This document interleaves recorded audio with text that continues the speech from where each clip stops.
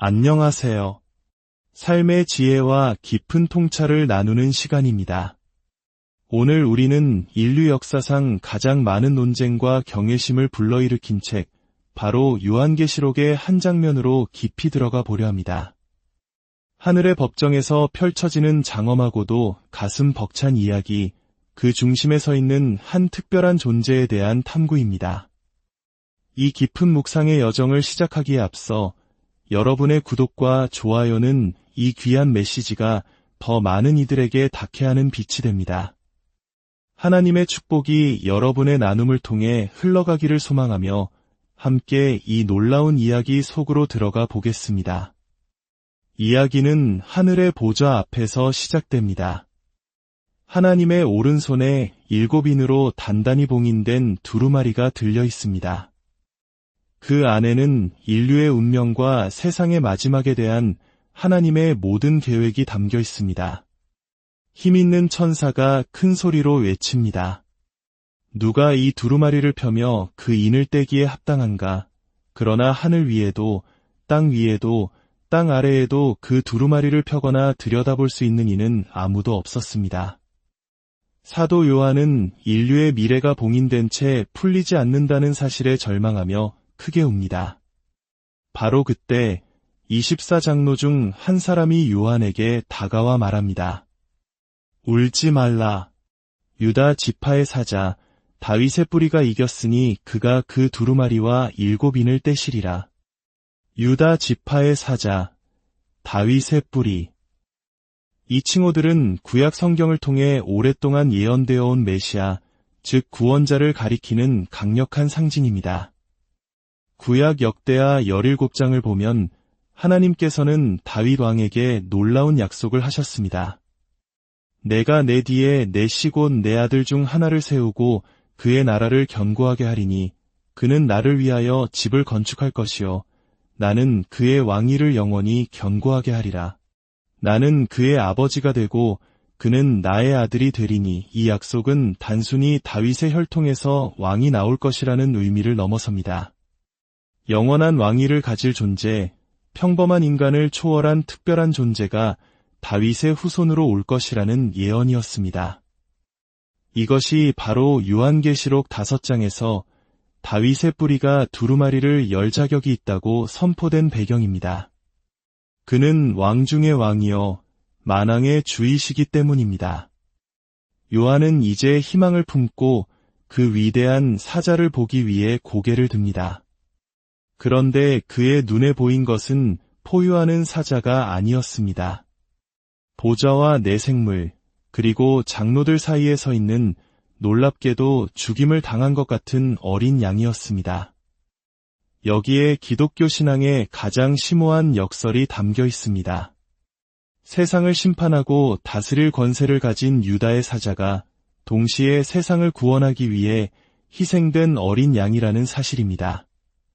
죽임을 당한 것 같았으나 지금은 서 있는 이 모습은 그가 죽음을 이기고 부활하셨음을, 죽음에서 생명으로 옮겨가셨음을 명백히 보여줍니다.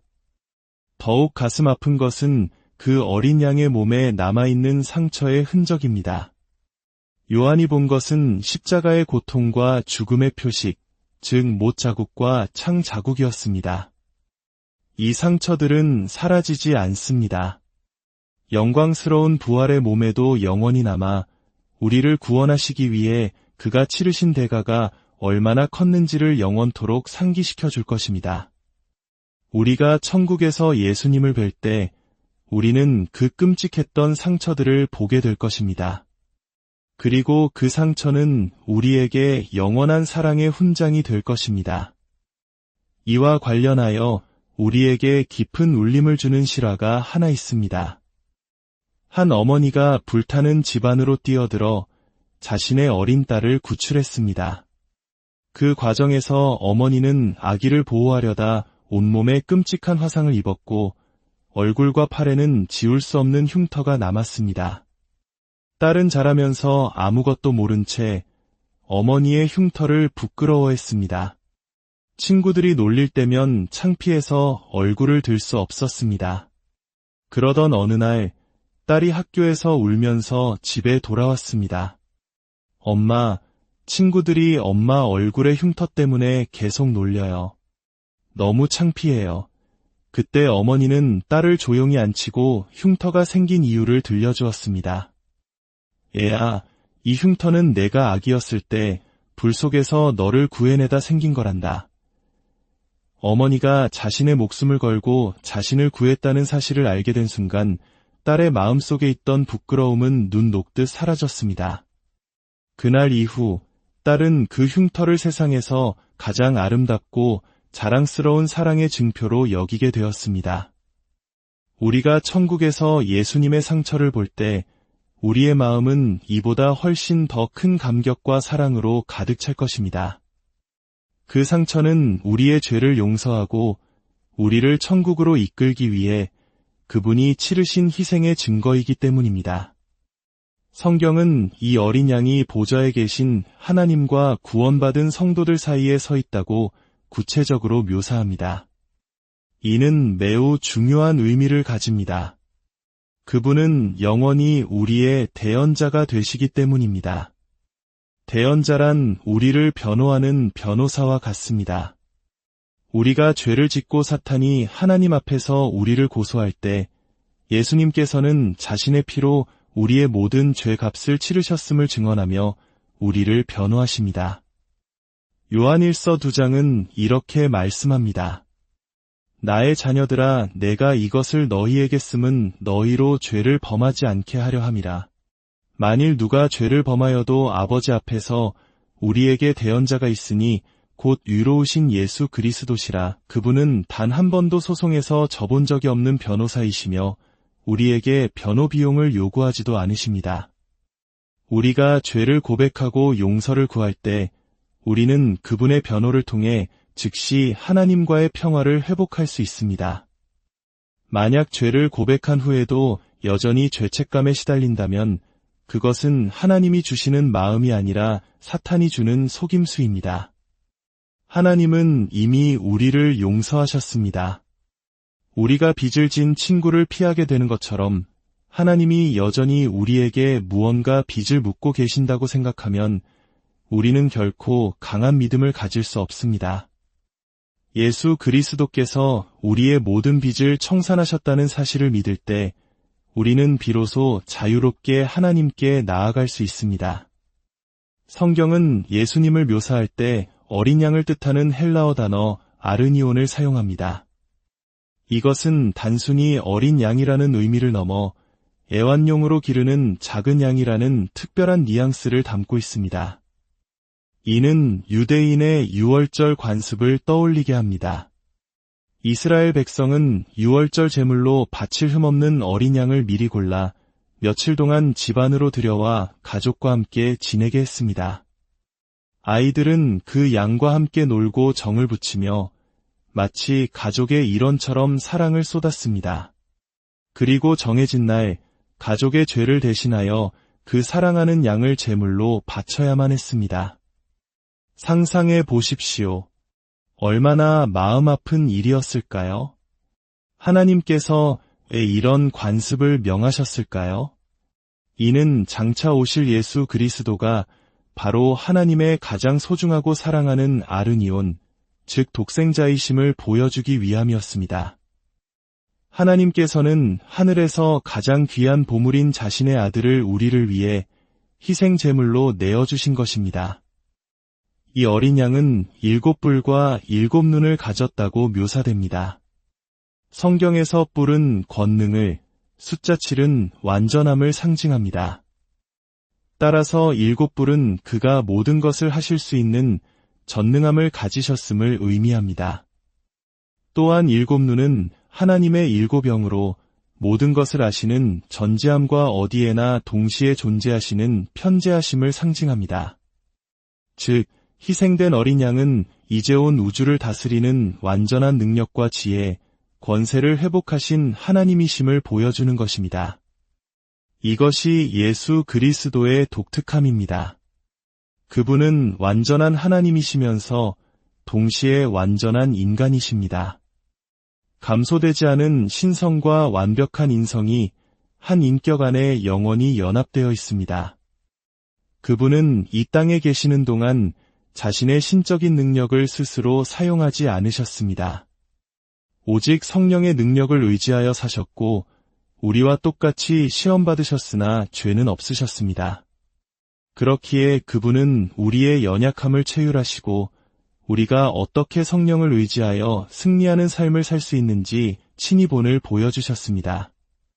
어린 양이 아버지 하나님의 손에서 두루마리를 받자 하늘에서는 장엄한 찬양이 울려 퍼집니다. 네 생물과 24장로들이 어린 양 앞에 엎드려 경배하며 새 노래를 부릅니다. 두루마리를 가지시고 그 인봉을 떼기에 합당하시도다. 일찍이 죽임을 당하사 각 족속과 방언과 백성과 나라 가운데에서 사람들을 피로 사서 하나님께 드리시고 그들로 우리 하나님 앞에서 나라와 제사장들을 삼으셨으니 그들이 땅에서 왕 노릇하리로다. 이어서 셀 수 없이 허다한 수만 수천의 천사들의 음성이 들려옵니다. 죽임을 당하신 어린 양은 능력과 부와 지혜와 힘과 존귀와 영광과 찬송을 받으시기에 합당하도다. 그리고 하늘과 땅과 바다의 모든 피조물이 함께 화답합니다. 보좌에 앉으신 이와 어린 양에게 찬송과 존귀와 영광과 권능을 세세토록 돌릴지어다. 네 생물은 아멘으로 화답하고 장로들은 엎드려 경배합니다. 이것이 바로 우리가 장차 천국에서 참여하게 될 영원한 예배의 모습입니다. 성경은 천국에 있는 구원받은 성도들의 수가 너무 많아 아무도 능히 셀 수 없다고 기록합니다. 이는 우리가 상상하는 것보다 훨씬 더 많은 사람들이 하나님의 은혜로 천국에 이르게 될 것을 보여주는 가슴 벅찬 약속입니다. 사랑하는 여러분, 죽임 당하신 어린 양, 그러나 이제는 유다의 사자로서 온 우주의 통치권을 손에 쥐신 예수 그리스도. 그분은 우리를 위해 죄의 장벽을 허무시고 하나님께로 나아갈 길을 여셨습니다. 구약시대의 동물 제사가 죄를 잠시 덮어주는 것이었다면 예수 그리스도의 희생은 우리의 죄를 완전히 제거하고 없애는 것이었습니다.